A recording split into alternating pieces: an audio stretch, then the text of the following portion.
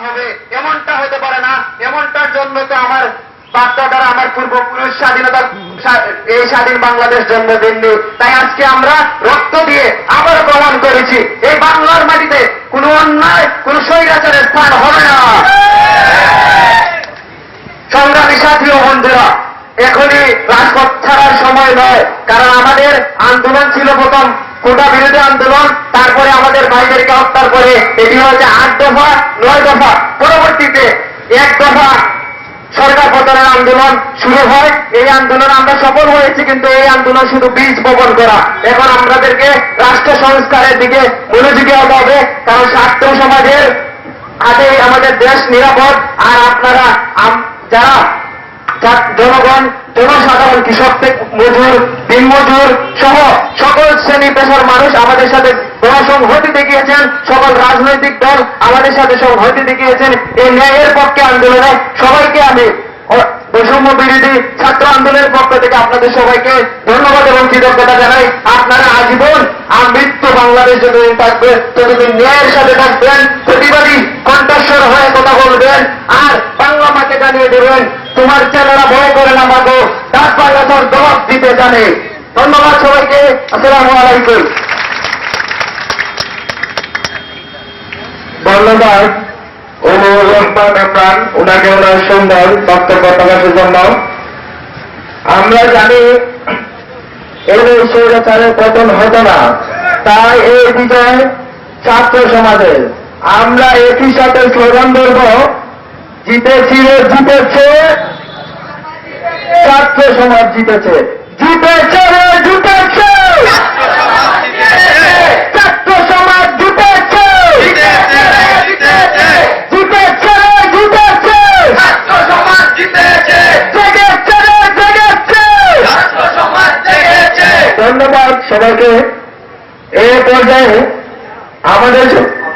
আমাদের সামনে সংক্ষিপ্ত বক্তব্য নিয়ে আসছেন আমাদের মিরপুরের শিক্ষার্থী মাহবুব আহমেদ। ওনার জন্য সংক্ষিপ্ত বক্তব্য রাখার জন্য বিনীতভাবে অনুরোধ করছি। আমরা একটু ক্লিয়ার করে দিতে চাই যে আকাশের অবস্থা ভালো নয়, তাই আপনারা সংক্ষেপে একটু বক্তৃতা দিয়ে শেষ করে বলবেন। বিসমিল্লাহির রহমানির রহিম। প্রিয় ছাত্রছাত্রী ভাইয়েরা, আমার সংগ্রামী সাথীরা, প্রথমে আমি আপনাদের আন্তরিক অভিনন্দন ও শুভেচ্ছা জানাচ্ছি। একই সাথে সবার প্রতি আমার সালাম ও আদাব। আসসালামু আলাইকুম ওয়া রাহমাতুল্লাহি ওয়া বারাকাতুহু। সর্বপ্রথম আমি মহান আল্লাহ তাআলার দরবারে লাখো কোটি শুকরিয়া আদায় করছি এবং এই স্বৈরাচারী হাসিনা পতনের আন্দোলনে সারা বাংলাদেশে আমার যত ছাত্র ভাইয়েরা, ছাত্রছাত্রী ভাই বোনেরা প্রাণ দিয়েছে, তাদের রুহের আত্মার মাগফিরাত কামনা করছি এবং মহান আল্লাহ তাআলা তাদের যেন শহীদ মর্যাদা দান করেন এবং বেহেশত নসিব করেন। সবাই এই দোয়াই করবেন, আমিন। প্রিয় সংগ্রামী ভাইয়েরা, দেখেছেন আপনারা আমরা এই গত জুলাই মাসে কত অত্যাচার নিপীড়ন সহ্য করে এসেছি। আপনারা জানেন ঢাকার অবস্থা খুবই ভয়াবহ ছিল। সবাই যখন আন্দোলনে মেতে উঠেছিল তখন ঢাকায়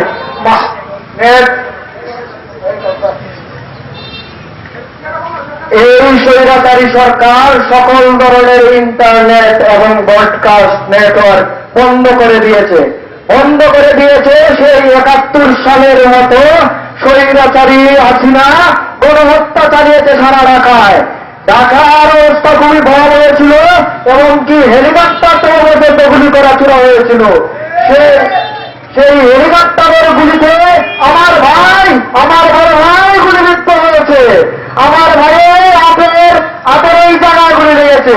যদি এই জায়গায় না লেগে 4 আঙ্গুলে দিকে সরে রাখতো, আমার ভাই স্পট ডেথ করত।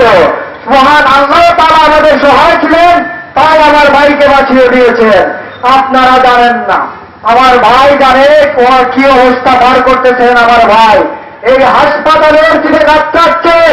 শহীদ ভাইদের রক্ত রঞ্জিত হয়েছে এই ঢাকা শহর। এই ঢাকা শহর আন্দোলনের মাধ্যমে জয় করতে আমাদের অনেক সময় লেগেছে। আমাদের পুলিশ বাহিনী, বিজিবি বাহিনী এই নিরস্ত্র ছাত্র ভাইদের উপর অত্যাচার, নিপীড়ন ও গুলিবর্ষণ করেছে। এটা কি আমাদের স্বাধীন বাংলাদেশের স্বাধীন মানুষের কাম্য? এটা কি আমরা কোন সময় চেয়েছি?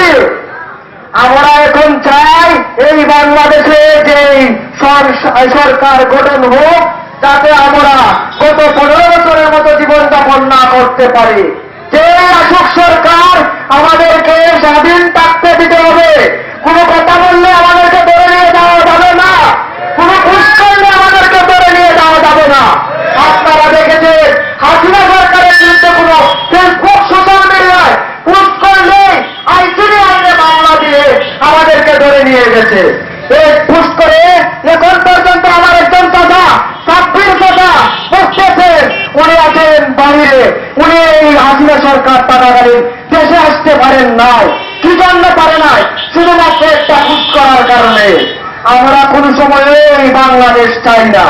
আমরা চাই স্বাধীন বাংলাদেশ, যাতে আমি আমার ন্যায্য অধিকার আদায় করতে পারি, যাতে আমি আমার ন্যায় কথা বলতে পারি।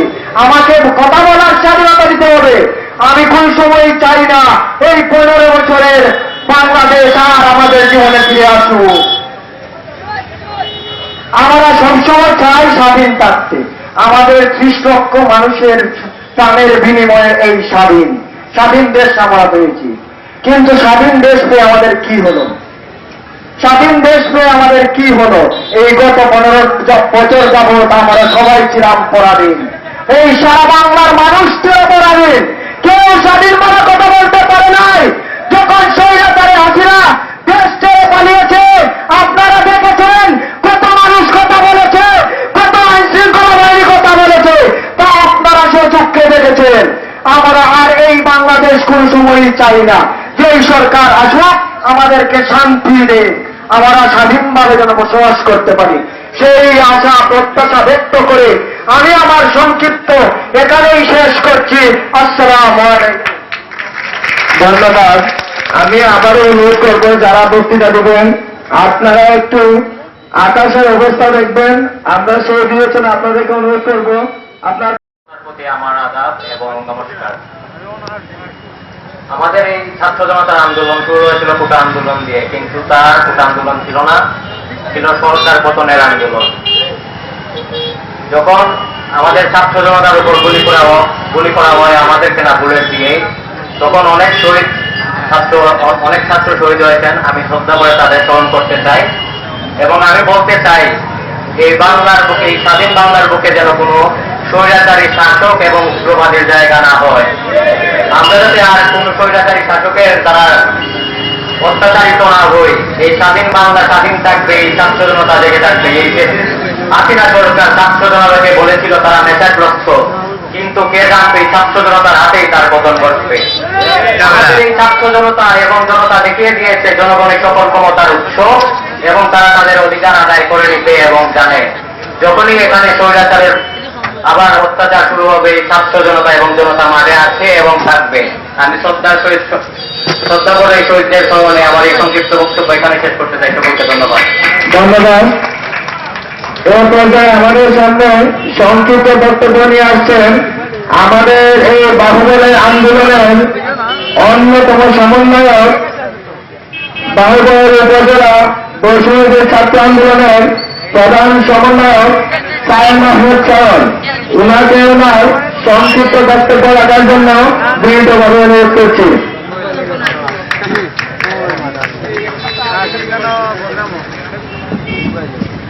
উপস্থিতি, আমরা জানতাম যে এখানে অনেক বক্তা আছেন। আমরা একটা মিটিং করেছিলাম যে আমরা সবাইকে বক্তব্য দেওয়ার সুযোগ দিব, কিন্তু আকাশের অবস্থা খারাপ হওয়ায় আমরা বক্তব্য সংক্ষেপ করেছি। আমি স্মরণ করছি আমার শহীদ ভাইদের এবং যারা আমাদের এই আন্দোলনকে পরিচিতি করছে তাদেরকে সংগ্রামী শুভেচ্ছা জানাই। আসলে সবাই রাজনীতির সাথে আবার অনেক সম্পৃক্ত না।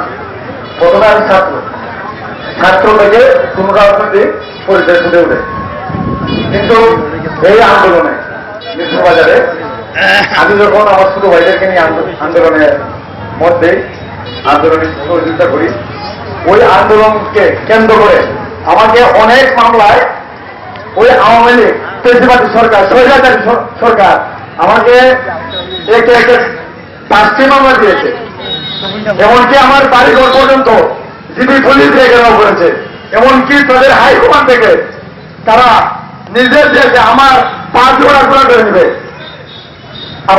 আমি খুবই বিতাড়িত, কেননা ওই সরকারের মিথ্যা মামলায় আমার দীর্ঘ 3 মাস আমি জেলে ছিলাম।